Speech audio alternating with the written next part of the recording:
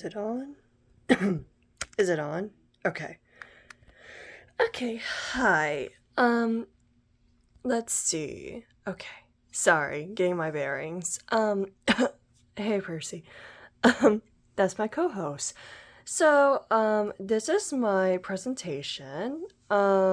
Basically, is Madame Bovary, book and person by Gustave Flaubert, a moral character? This presentation is my close reading and analysis of her as a character. As you can see, it is by me and my cat, cause yeah. So the short answer is no, she's not. But the long answer is that no, she's still not, but she is a morally gray character. And she's a very human character. Throughout the book, Emma is shown to be very materialistic, selfish. I mean, she buys all these expensive clothes and stuff that she doesn't have the money for. She's clearly selfish because, I mean, she has a kid, doesn't pay attention to her. And, of course, let's not even mention Charles. Poor Charles getting the short end of the stick. And she's always looking for something more in her life. And she's clearly never satisfied, even with her lovers. So, I mean, it shows that clearly she is very flawed and imperfect. But Flaubert isn't writing her character for anyone, you or me, to like her. But he's writing her story. And her story is a very real situation that I think a lot of people feel and go through despite this story being fictional. And let's see. Sorry, I am not a professional. This is a quote from the book on page 179. The voice of the prima donna seemed to echo her own conscience, and the whole fictional story seemed to capture something of her own life. So, what does this mean? God bless him. Percy! Percy! Percy! Oh, damn it. I am so sorry. I don't know how to edit this correctly. I am technologically illiterate.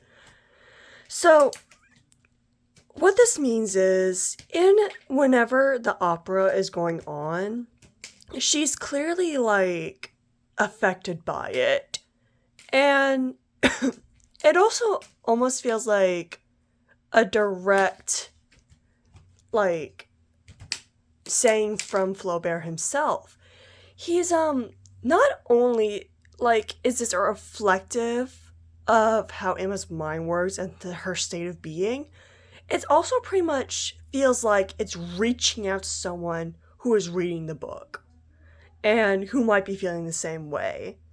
Be it intentional or otherwise, it's a drawing and accidentally written fourth wall break as excuse me, as Flaubert essentially includes his audience, and Emma is the prima donna that we see in this novel throughout her strife and stuff.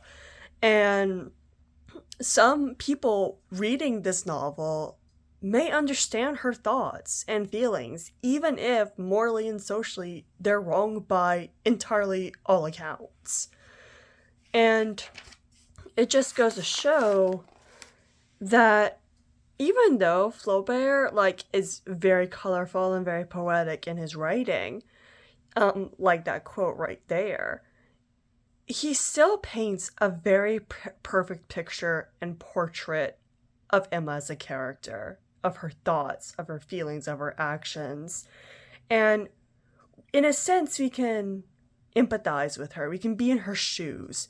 We may not feel super sorry for her or anything. She might feel like we feel like she might get what she deserves in the end.